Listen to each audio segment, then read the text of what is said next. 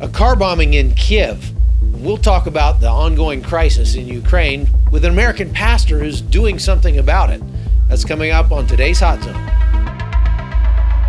This is the Hot Zone.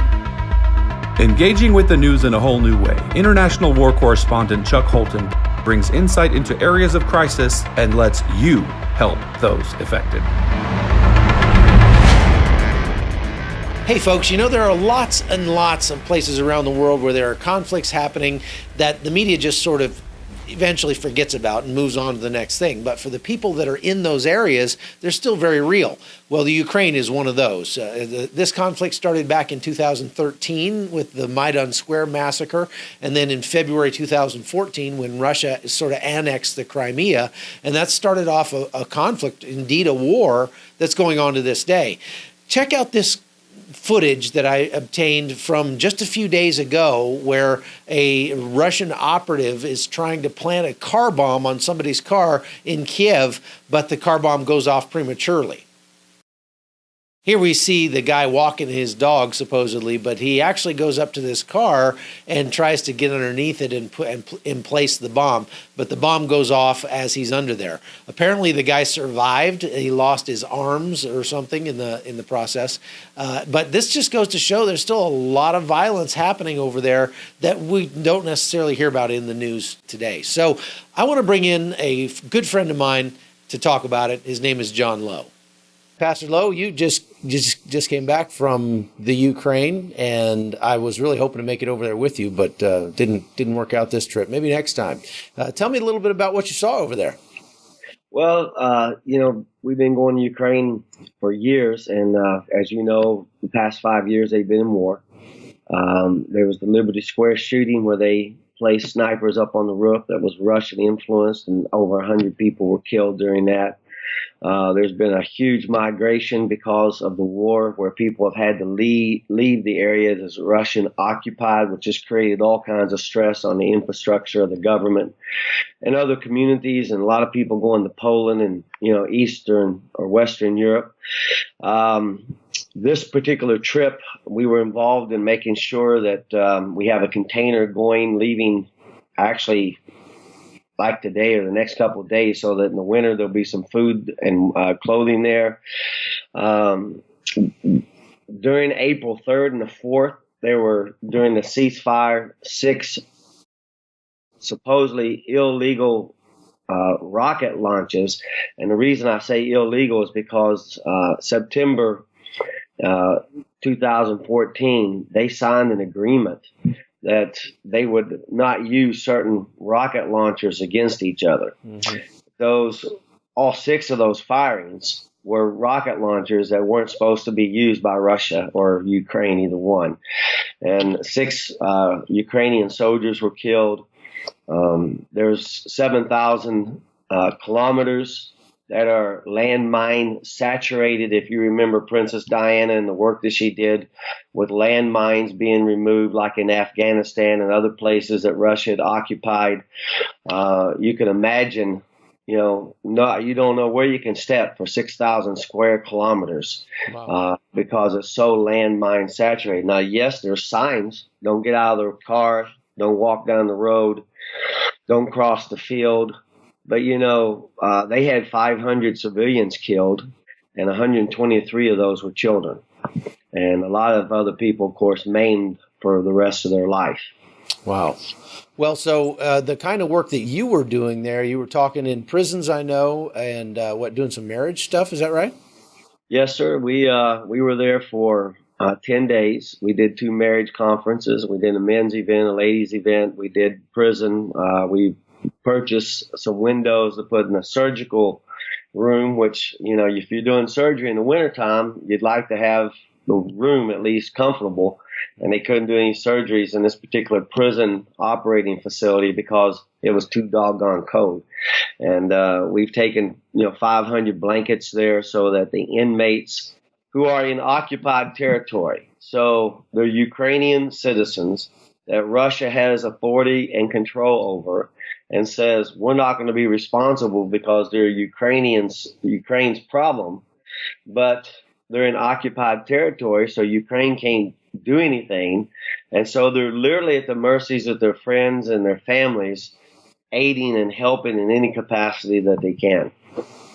So you're saying that the people in these prisons have kind of fallen between the cracks because they're in Russian occupied territory, but Russia won't take care of them. But Ukraine can't take care of them because they're in Russian occupied territory. And so you're talking about like any comfort items, food, toothpaste, toilet paper, stuff like that. Or you mean even the food that they eat during the day, they're required, or the only way they can get that is through their families? Well, the prisons have gotten a little creative, and they've developed businesses. They've partnered with local communities and cities in Ukraine. For instance, one bus line sends all their buses there to be restored. And so they can do a turnaround in a week, strip that bus down, paint that bus, redo the leather, rebuild the motor, put new tires on it, ship it back out the door within a week. And they're making money to feed themselves that way. So you can't go to these prisons and just not do anything. They all have some type of occupation, which in one way, I think that's a good thing. But the other thing is if they don't have if that business fails, then there's no food coming in until they get something else going. One prison's water filtration system was knocked out due to bombing.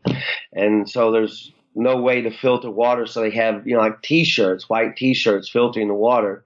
So we bought 70 water filters with, 25-gallon drums so that they could filter their water throughout the facility and have some to be changed over till we get there next time. Wow, that's amazing. And who is administering the prison? Are they Russians or are they Ukrainians? Oh, they're Ukrainians, which is amazing. Yeah, it's in Russian occupied territory, but they let the Ukrainian employees of that prison come through their, barriers and checkpoints and those kind of things and do their job of taking care or watching or supervising the inmates there. And then they have to leave, the area. Wow. Which is always precarious because of the landmines everywhere. So what are the living conditions like then for the people in those prisons? And are they violent? Are they dangerous? Well, again, I haven't had access to some of the most violent areas there, but I got a tour through 3 complete prisons, and of course they were thrilled that I was there. And I'm walking with what we would call the warden, the head commander. And they all dress in military-style uniforms, including the head commander. And the guys were thrilled. I'm solving problems. I'm a hero basically walking in there. I'm bringing water. We're bringing food. We're bringing blankets. So everybody's thrilled to see us, but the living conditions are rough. For instance, winter's coming up, and a lot of those men, all they have is sandals. And they don't have boots. They don't have shoes. They don't have appropriate jackets or clothing. Some of them are walking around in what I kind of call pajama pants. They're a real lightweight style sweatpants or something like that their relative gave them. Their numbers, we see people incarcerated here with their DOC number on a particular prison uniform.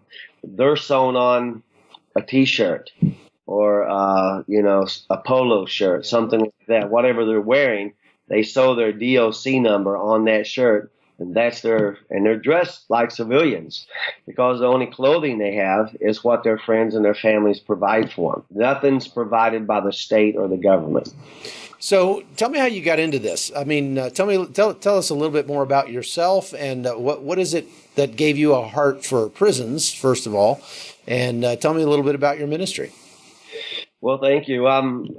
We live in Warsaw, Indiana. Got a little affiliation there because of Warsaw with Poland, but I've been doing prison ministry for 33 years. My brother and I were into a variety of things as we were growing up. He went to prison for 11 years. I never went to prison, so God gave me a lifetime sentence of doing prison ministry. And then he's able to jump me across the pond, where I've ministered in different places through Europe, particularly the Ukraine, the last few years. And some of these prisons, I know I'm the only American that's ever walked in the door. And, there's ministries like Joyce Myers that provides biblical materials and studies, and other organizations. Billy Graham's organization also has provided materials. So I got started because I had a mentor. He had escaped from Ukraine as a child under the Nazi occupation when, Germany was coming into Ukraine and Russia at that time. His family got captured. He spent 2 years in prison camps as a child, standing in those lines where every other person was shot. They finally made their way to America, and he grew up, here then as a late teenager and early 20s. He became a police officer. He became a school teacher. He became a college professor, and then he became a minister. And that's significant in his story because all those people were very intricate when he first got here to the United States of America. And then 16 years ago, he said, "John, I need you to go to Ukraine with me and help me win that nation." And so we've been going 3, 4, 5 times a year ever since. And the prison ministry is just, I've been asking for years and trying to build relationships and get those doors to open because I have a calling there. Because I didn't go, God gave me a lifetime sentence. And, so this coming November, we're going to be doing what I call a prison tour. How rock bands will put all the cities where they do a tour? We're going to have all the cities where we're going to go to prisons and go minister the gospel there. So that's what we do. We take Jesus right in, unashamedly share the gospel with them, and, try to bring some kind of practical application as well. Like they say, give a guy a fish before you, teach him about the gospel, and then teach him how to fish. Well, that's what we're doing there. We're trying to bring something practical like water, clothing, bed clothes, something like that, and then preach the gospel to them. I have often said that as I travel around to these hot zones around the world, you can help people for a minute or for a day by giving them a little money. And very often that's really what they need, because you're literally saving their lives by giving them some warm socks or some, something to eat, some medical care. And so those things are important, but you're never going to change the underlying problem. You can only put a Band-Aid on it unless you give these people Jesus, because right. Unless you can change their culture to that which in which people treat others like they would like to be treated, and that in which people may have something bigger than themselves to believe in. They're going to continue on with that mirror image of the golden rule, which is do unto others before they do unto you, right? And having it sounds like to me you're going right to the front lines, right, where that's needed the most among these hardened criminals. Well, that's true with those guys. And then also, with the military people, I've gone through those zones where the Russians were here and the Russians were there. And I went another 4 or 5 kilometers inside that area to meet with soldiers and preach the gospel to them. And there's certainly a whole lot of truth in changing the world one soul at a time and teaching them those biblical principles of, loving others as you would want to be loved. And then the reality of 82 years of having no God in the culture. Yeah. See, we take for granted here in the United States of America a lot of just things that we do every day, not realizing that's on the foundation of the gospel of the Lord Jesus Christ in this country. Like marriage, just the way we treat one another as husbands and wives and families. That was totally eliminated under communism. And so just go in there and teach the basic things of, how do you care for your wife? How do you care for your husband and your children? And then, take that a step further and go through the neighborhood and go through the community and go to your nation. Corruption is a huge problem in Ukraine. Absolutely huge. It's probably the number one issue of everything. Yeah, for sure. You know, the thing that I noticed in traveling around Eastern Europe and the former Soviet Union is that two things. Number one, that it's very apparent that communism and socialism cannot address that basic fundamental human need to try to better my own situation. They try to say, no, you are nothing. The whole community, the whole society over there was designed to make the individual less, to make the individual nothing. Only the state mattered. Only the nation mattered. Only communism mattered in our ideology. And you mean nothing. And, you know, it's funny because I had somebody the other day that was said, well, that's what Christianity does. They say, no, you have to be the least, not the greatest. And I said, no, wait. Christianity is 100% different than that, because it tells you that you are the magnum opus of God's creation. You are a child of God. You're the best thing he ever made. And because of that, you should be magnanimous and generous to other people, because you have the wealth of the Most High God at your disposal. And that is the complete mirror image of what communism and socialism are like, because it speaks to that deepest need of saying that I want to be somebody. And so it's so cool that to see the ministry that you guys are doing over there and have been doing for so many years. And I am bound to determine I'm going to get over there and join you one of these days in it. Oh, we would love to have you. That's for sure. And it's, as you know, as you travel the world, and thankfully you're not naive to a lot of these things because of the things you've been, the places you've seen, the people that you work with. But it's also hard for people to imagine who hasn't seen, they've not been exposed to the stuff that you've seen. And so I appreciate the opportunity to share that with you and whoever watches this podcast, that there's a whole world out there that doesn't know what they know and hasn't been touched by that kind of love that you're talking about, that you're the very reason. You know, it's answering the biggest questions people have. Who am I? What is my life about? Who loves me? And why should I love and care about anybody else besides myself? And the gospel answers all those issues that are deep, deep, deep questions in the heart. Yeah. And communism and socialism have no answers whatsoever for those questions. That's right. And, you know, that's kind of what this podcast was started for, is that when people watch the news and they see all this bad news around the world, you know, and they say, why should I care about Ukraine? I mean, I can't do anything about that. And it's just depressing to hear the bad news that comes out of there. But through this podcast, we want to enable people through the magic of social media and the new technology that's available to us to be able to not only see these people's stories, but to reach through the news and help them in their time of need, and to say, wow, I did something about that. And that's what you're doing. So how can people join you in what you're doing in Ukraine? Well, if they want to help with that, they can just send an offering a variety of ways. We have a website, www.ihavenewlife.com. You can go on there and give, hit the Give tab. That's very simple, safe, and secure.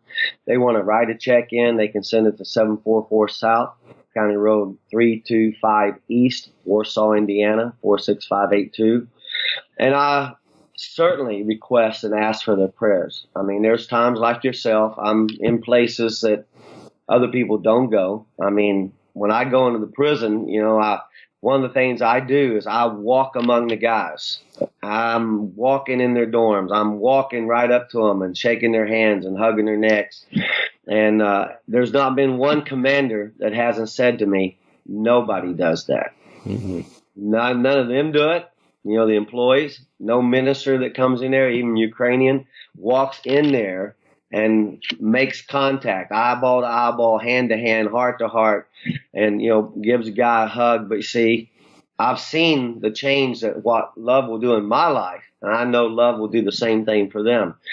And I'm no pansy by any means, but I do know that love is the strongest force in the world.